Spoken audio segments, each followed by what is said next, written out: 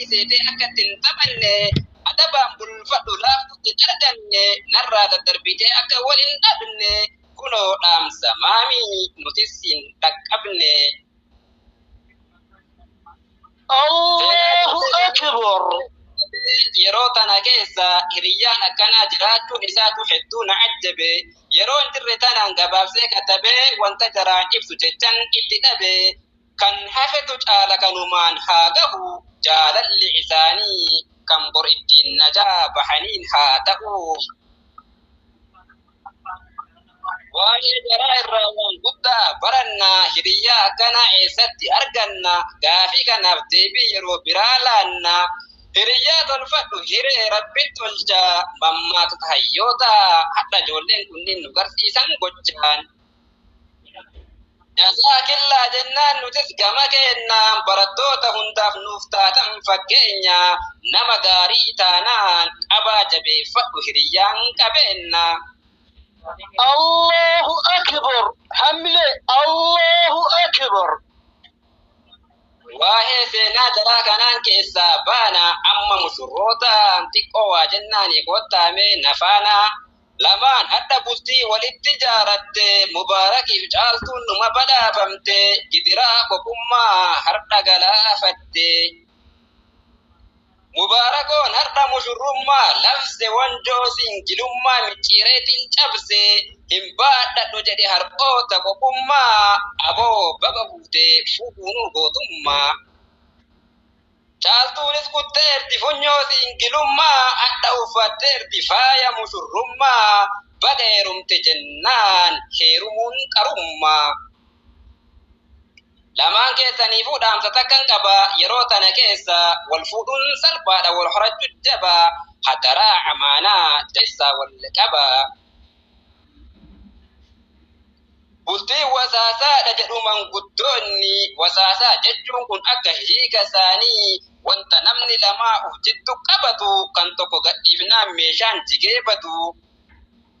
Waa'ee bultii irraa jecha manguddoota tokko yoo dabale abbaan manaa dhaaba dubartiin dagalee jarri kun lamaanuu hin tolan wal malee.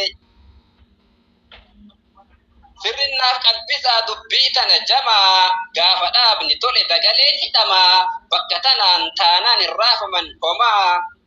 Gaafa dhaabni hundeen gad hin fageeffamin yoo dagaleen isaa tolfameen hidhamin bubbeen qilleensatu oliif gadi raasa qilleensi hargufee dhaaba lafaa baasa gaafa dhaabni kufe dagaleen ni cabdi dhaaba gad fageessa ijaaraa sirritti.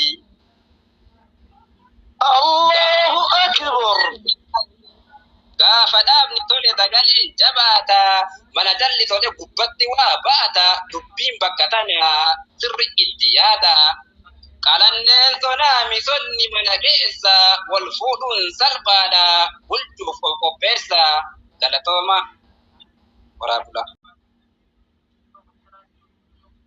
Allahu Akbar Allahu Akbar Allahu Akbar ya masya Allah tabarakallah. Doktora darasa mega paginya namuna tiki dura. Doktora darasa kingi gawo maal jechuudha.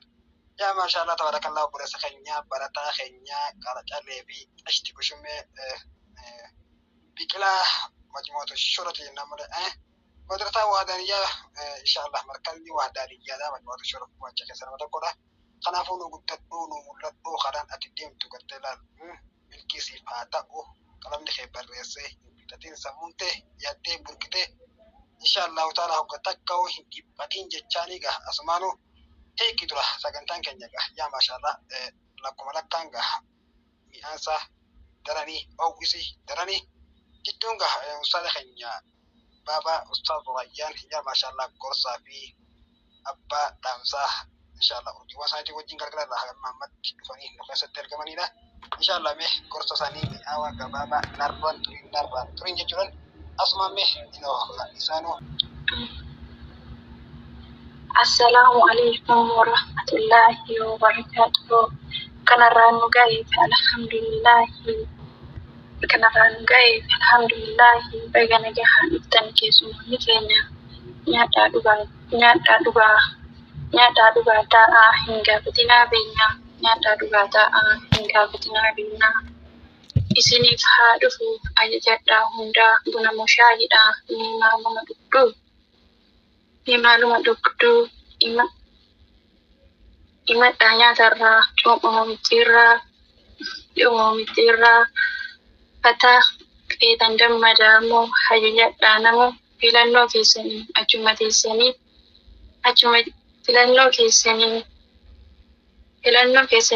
achi isin dabarsaa gammaarustootaa. Gammachuu keenya ibsuu dhiifama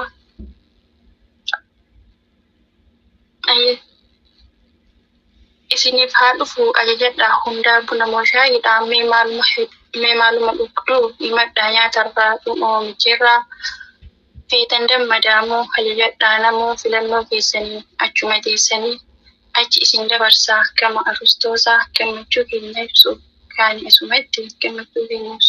isumatti arustoonni keenya mubaarakidhaaftuun isinirraa haa qabu sheexanaaf waan hamtuu nutillee gammanne gammaddanii bakka kana gahu baay'ee dadhabdanii ammallee jiraadhaa ilmaanis horadhaa lamataa dhiisaa jecha namaa dhiisaa sadiin ol ka'aa gubbitti ol bahaa jireenyi keessanii haa ta'u gammachuu. Waan kadhatan hundaa rabbirraa argachuu jiraadhaa gammadaa rabbiinis abbadaa baga gammaddanii irra deebiin jedhee carraa kana rabbiin isinumaan fedhe oduu namaa dhiisaa hundinuu bilaashii gammachuu keenyarraa dukkaamni kilaashii jalalaan jiraadhaa ariillee filadhaa milkii biyya lachuu waliin dhandhamachuu ammaaf yaada kiyya asittan gabaabsee dhiifama naaf godhaa isiniin jedha. Walaloon illee galgalaati nurraan laalinaa isiniin jenna inshaallah maatiin keenya hundumtuu.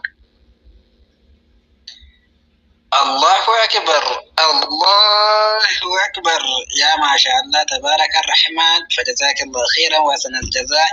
ربي نسن الراحة جالة بكسن كنباستن قرآن في حديث ربي نسني حاقوتو ديانا كيسن مرغافي آنان كيسن كغارد دي سن الرايان